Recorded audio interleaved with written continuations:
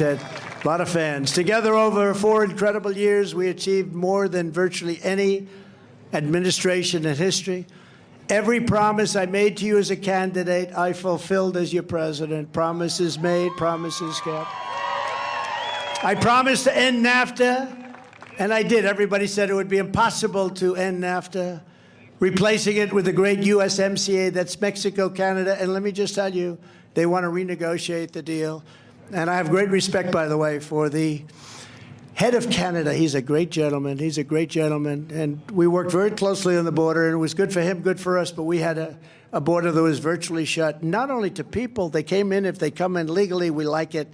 But it also, we had drugs that were literally 1/10 of what they are now. The drugs are pouring in. People talk about the people that are pouring in, but the drugs that are pouring into our country, killing everybody, killing so many people. That's another lie, Dan, because they keep talking about 100,000 people, 75,000 people. I've been hearing that number for 15 years. It's hundreds and hundreds of thousands of people, probably 500,000 people, and nobody wants to say it. There's no army that could ever do damage to us like that's doing. I promised to appoint true conservative justices to the United States Supreme Court, and I did. I promised to move the embassy to Jerusalem, and I got it built. Not only did I do that, I got it built for a fraction of the cost and a fraction of the time. It was supposed to cost $2 billion. I got it built for $500,000. Does that sound good? We took an existing building and I renovated it. And we got it built, and it's actually beautiful, all Jerusalem stone, very expensive stone, but in Jerusalem it didn't cost that much. I promised to rebuild our military, withdraw from the ridiculous Iran nuclear deal. Can you believe what's going on in Iran? And you see what's going on? They attacked us in 78 different locations. When I was president, they didn't attack us at all. They attacked us in 78 different locations. I promised to kill the unfair and ridiculous Paris Climate Accord, where the United States was going to pay trillions of dollars, and China, Russia, India weren't paying anything. And I achieved a thing called, which you'll like, energy independence, soon to be energy dominant. We're going to be energy dominant. For Texas, we would have had, we have more liquid gold under our feet than any nation in the world. Does anyone know that? Nobody knows that. And I got ANWR approved in Alaska, and one of the first moves the Biden administration did. Ronald Reagan couldn't get it done. Nobody could get it done. Of course, Bush couldn't get it done. I don't know if he tried.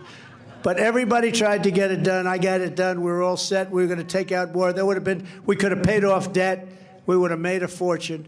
As big as Saudi Arabia, probably, ANWR. And the first thing they did, first week, is they ended the ANWR deal that I made. And Alaska was getting all set to go to town.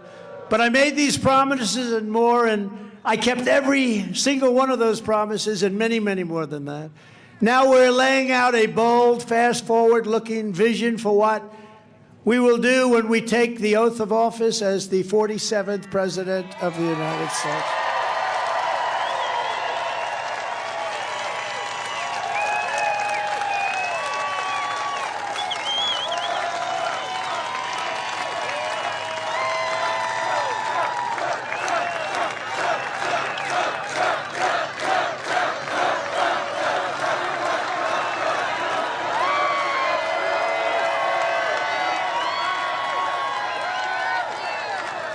As president, I will immediately end the invasion of our southern border and all of those Texas ranchers, all of those great ranchers whose houses are being invaded. They never had anything like this. I saw somebody three days ago said, 2 years ago, the border was totally secure. We had no problem. You wouldn't see anything. And today it's a disaster. People knocking on our door, and they want to knock the hell out of us. I built hundreds of miles of wall and completed that task totally as promised. And then I began to add even more wall in areas where it was needed. And I could have done it all in 3 more weeks, but Biden decided not to do it. And that's when I said, well, if he doesn't want to do it, then he actually wants to have open borders. That's when I first saw it, Dan. Under my leadership, we will seal it up and we will expand the wall even further. Walls do work. Remember, I used to say walls and wheels. They can come up with all the computers and everything they want. The two things that are going to work for a long time are walls and wheels. Other countries are emptying out their prisons, insane asylums, and mental institutions and sending their most heinous criminals to the United States. And who can blame them, right? Who can blame them? These are very smart people, the presidents and the heads of these countries. Presidents, prime ministers, and dictators. I know them all. But they're very smart, very streetwise, and they're sending their criminals to live in the United States. We're talking about mental institutions and prisons, think of it, and they're all coming in.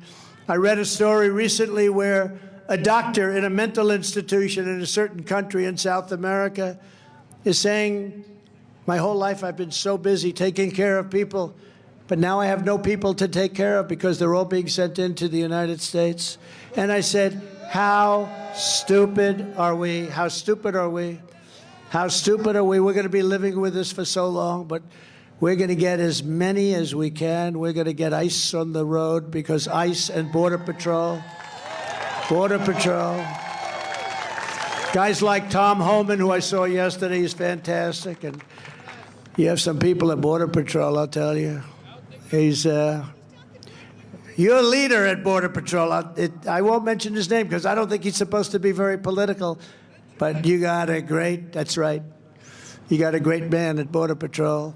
As president, I'll sign a massive increase in Border Patrol and a colossal increase in the number of ICE deportation officers. We're going to clean up our country. We're going to clean it up. These are great American heroes. Nobody knows about it. And, you know, I know some of the people in the first few rows, and they're tough guys, but they're not going to work for ICE. ICE will walk into MS-13. They call it a nest, where guys will kill young girls. They killed two young 16-year-old girls with knives. They didn't want to use a gun because it's too fast. They're vicious, vicious people. And they killed them with knives. They carved them up, and they died. Both of them, they were going to school. They were walking to school in Long Island, and they killed them. And these guys walk into those nests. They walk in, and they're swinging, and their fists are going and everything. They end up always standing up and carting them away. They take them in a paddy wagon, they call it. They take them away. They get them the hell out of our country. We couldn't get them out under Obama because the other countries wouldn't take them. They said, we're not going to take the people. So they'd clog up the airport. You couldn't land the plane. They'd clog up the roadway so the buses taking really bad people back into Honduras and El Salvador, Guatemala, other countries. They wouldn't allow us to do it. So I said to them, well, how are we going to get them out? They said, well, sir, we can't get them out. We gave up years ago under the Obama administration because they won't take them back. I said, let me ask you a question. How much do we pay them in aid? Sir, we pay them $750 million a year. I say, tell them that as of tonight at 5 o'clock, they're not getting any more aid. Remember I did this, Dan? And the following morning at 8 o'clock, I get 3 calls almost simultaneously, separate but simultaneously. And they said essentially the same thing. Sir, we understand there's some difficulty with getting people back into our nation. We would be honored to take MS-13 with tattoos all over their face. We would be honored. We would be honored to take them back, sir. They are wonderful people. Please send as many as you would like, sir. When are we going to get the money? Are we going to get some money? But we don't use that, we don't talk that way in government because we have stupid people doing things. We will use all necessary state, local, federal, and military resources to carry out the largest domestic deportation operation in American history. And Eisenhower did it, so we don't have to feel so bad. But Eisenhower was very, very strong on that. A lot of people don't know that. I will reinstitute Title 42 to keep sick people out of our country and to bring back Remain in Mexico policy.